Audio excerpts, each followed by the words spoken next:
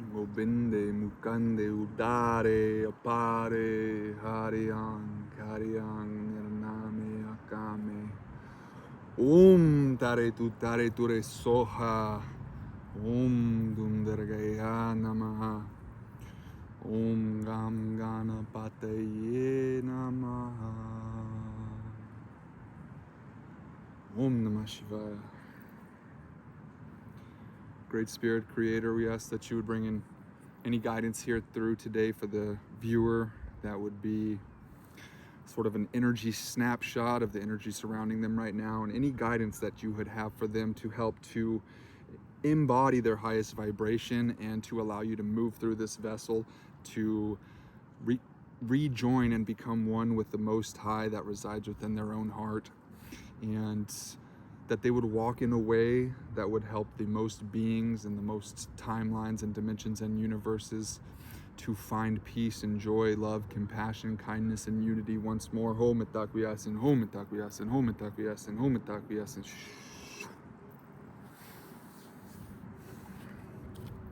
Can we get some energy for the viewer, Great Spirit? Give a little mix up here before I start getting into it. I'm not gonna take it yet. I hadn't mixed these up at all, so I'm gonna shuffle it a little bit first, y'all. They're jumping out. I'm not ready though. I gotta get them shuffled up. All right, Spirit, can you give me some energy for the viewer here? See if what we're working at a baseline, what's the energy that's surrounding the viewer right now? If you could bring us any guidance, Great Spirit. That's the one. The world. Woo! Sheesh. Doesn't get much better than that to start. I'm gonna get the spread and then we'll get into it. Oh, can I get the East, Great Spirit? You got any energy for the, ooh. All right. Four of Pentacles for the East. Energy of new beginnings and the rising sun. Great Spirit, do you have any energy for the South? This for me is always kind of like inner child. Ooh, interesting. Ooh, Seven of Swords in the South. This is also a lot of times for me like the place of generational trauma and familial ties and kind of that energy that surrounds that. Great Spirit, do we have any energy, please, for us in the West? Could you provide us any guidance from the West energies for the viewer here, Great Spirit? Oop. High Priestess in the West. To me, the West is a lot of times the kind of cave of the heart, the center of our emotions, where the waters and the moon are. So that's a High Priestess. It doesn't get a whole lot better than that in the West. Let's go here. Great Spirit, you got anything for the North for completion cycles? Oh, geesh. Interesting. Three of Swords. And initially, I just got of this, that this energy's over. That's the completion energy. It's been that. What I'm getting guidance-wise right now is that it's been that for a long time in almost every avenue. Family, friends, relationships, job, all of these things, it was this. But that has come to completion now. Okay, Great Spirit, can we also get some energies, please, from above, below, and within, and then we'll see if we need any clarifications here. From above today, I'm being called to use these animal totems, so we're going to see what we got for an animal totem for above for us, Great Spirit. That's it, huh? Ooh, okay, Swan. I got this the other day. It's interesting, it popped up again. Swan. Okay, that's above. What do we got for below, Great Spirit? I normally always use these for above. These are my Starseed Oracle, but I'm being called to use them for below, so that's super interesting. They said that's it right there. So funny. It says, jump in, Andromedan energy, adventure, say yes to change. So that's the energy that's below. And then what do we have from within, Great Spirit? These are my actual favorite cards right here. I like to use for within. They're the Medicine Heart. Alana Fairchild, they're fabulous. Highly recommended. Okay, what do we got here for within, Great Spirit?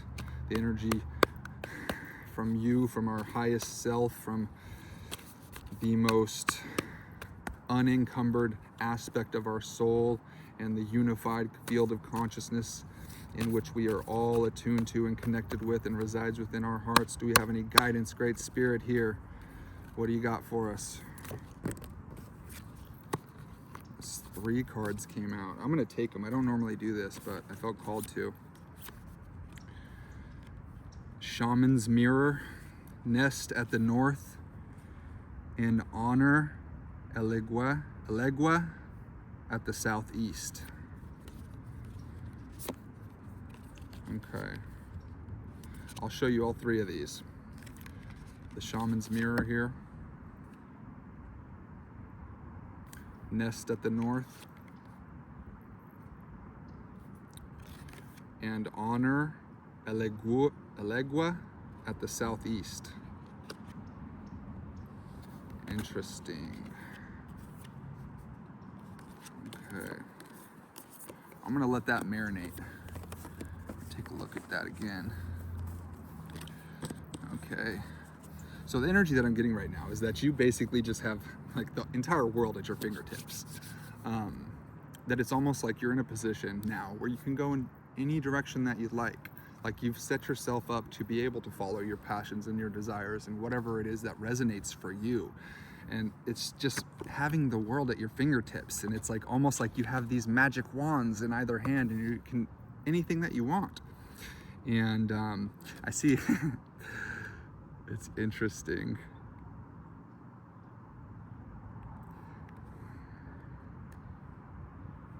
We have the eagle, the man, the bull, and the lion. And that is a nod to biblical understandings.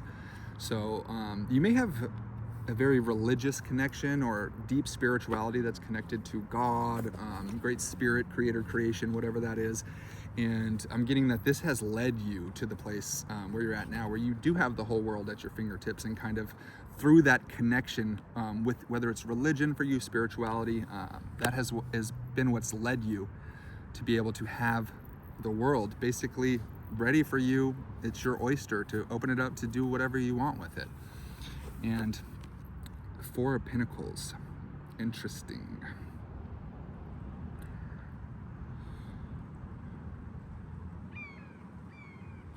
Now, this is a really weird energy that I'm getting from this. I'd never get this, but I have to go with my intuition on it.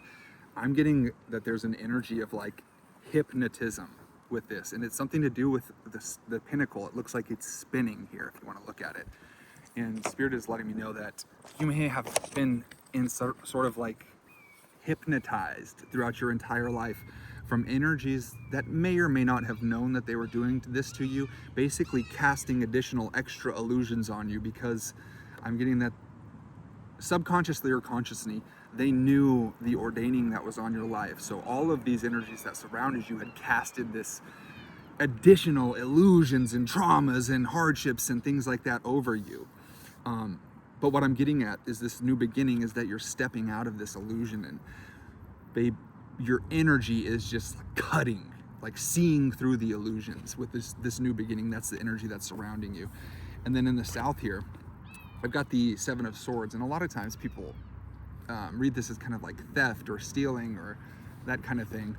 But what I'm getting is that this is the energy in the south and connected to your familial ties and through generational traumas. And it's almost as though you had to pretend to be the bad guy and take all of these swords from family members, from surrounding energies, from conscious or unconscious people that were going to stick them into your back. So you had to take all of these swords and step away from that. It was almost like a righteous theft of weapons that were going to be used against you, is the kind of energy that I'm getting generationally. And this is what has led you through that reflection, through holding these swords, through understanding kind of all of this process of connecting with spirit and then, or God, whatever you want to call it, learning to see through this hypnosis, seeing all the traumas and ties from the family and energies surrounding you in adolescence as well. That could be like substance abuse, things like that. And you had to take from this energy what it was taking from you. Basically, you had to outsmart it and kind of deceive these energies in a sort of way, but for the utmost good. And this is what has led you to this High Priestess energy. And this when I said earlier, it couldn't really get much better for the East, which is the place of the heart cave. For me, it's the jaguar and the bear, and it's like the courageous and brave energy to go into the depths of ourself and really understand who we are. And that's what I'm getting from the West energy here, is that you have finally really dived deep, like to the absolute depths. There's no deeper. You can't go any deeper. You're in as deep as it gets. And this has allowed you to somewhat dissolve yourself into infinity, into nothing. And in that nothingness is what has allowed you to hold basically all of eternity within your awareness. The Akashic records, all that is now available to your conscious awareness. So this is a true representation of the high priestess, of going within and dissolving into the supreme, becoming one with the beloved. And all of this energy is what has led you to the final culmination and the ending of this energy in your life. There's no more Three of Swords. There's no more broken hearts. There's no more crying nights. There's no more gut-wrenching tears. Don't get me wrong, there's going to be a wide range of emotions, all things moving forward as well. But Spirit is saying you've crossed over the bridge. You're on the other side of the teeter-totter. The hardest parts are behind you. And while still you will go through adversities and challenges and ups and downs and triumphs and all of the things, the hardest parts are behind you. And now you can enjoy the unfolding of this journey. And the energy from above, we have this swan. And what I'm getting from this is just kind of like a smooth sailing. The guidance from above is just take your time, like a swan on the river, just chilling, just, you know, almost like a sailboat, just slow and steady, almost like turtle medicine, is the guidance that I'm getting from kind of the star families, the energy from above. Everybody, they're saying, ooh, it's all going perfect. Just enjoy the journey.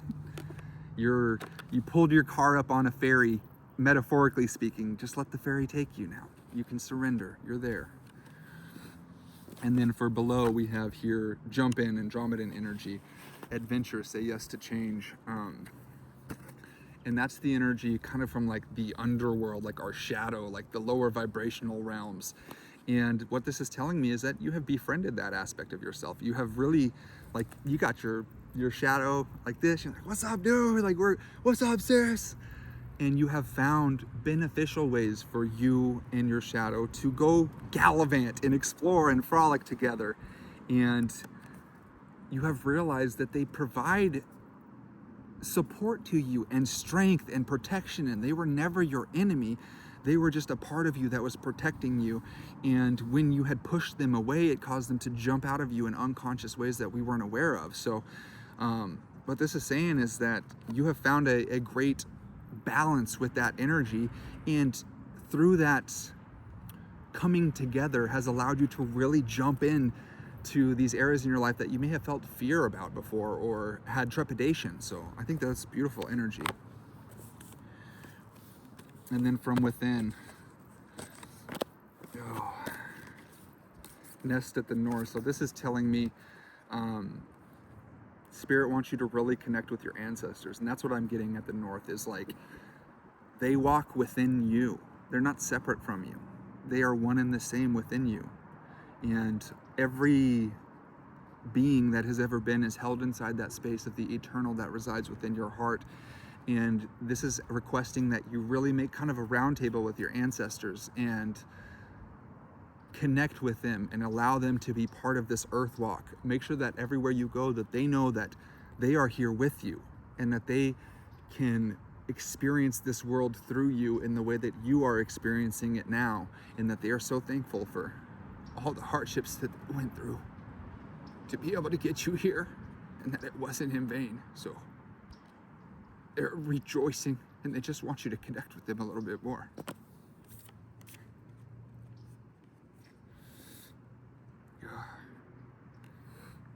And we got the Shaman's Mirror. That's just, for me, Spirit is just saying, you have become empty. You have become the mirror.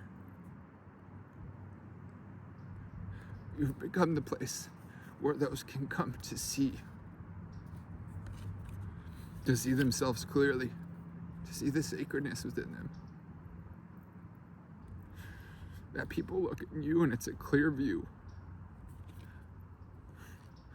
All the bullshit is wiped away, and they can see clearly the sacredness that's within them through your reflection. Yeah. Honor Elegua at the southeast. Oh. And it's interesting. The only thing that I see on this is a little Joker card right at the center that she's holding close to her chest. And that's what I'm getting from this, is that the Great Mother energy, the womb of creation, is asking you to play more and to lighten up. You know, enlightenment is lightening up. And it makes me think of humans are always so upset because they take serious what God made for fun. It's an Alan Watts quote. I probably butchered it a little bit, but that's what the Great Mother is calling on you, to frolic and to be the Joker, to be the fool. Just crazy belief and almost like being delusional and seeing happiness everywhere you go and seeing just the positives. And that's not saying that you can't experience the negatives and go through that and hold that in a safe space, but Spirit really wants you to honor that sacred, rebel, playful, Joker, jester energy within you and let yourself play.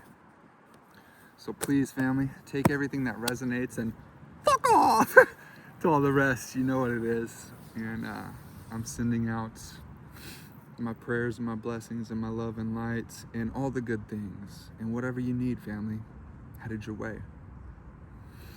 From the boy and the big guy, Mama, who resides in every single one of our hearts, Creator, creation, the Great Spirit, Yahweh, whatever you would like to call it. But it is not separate from you. It is one and the same as you. It is what you are. It is what we are, family. The unified field of loving awareness. Naho, and so it is.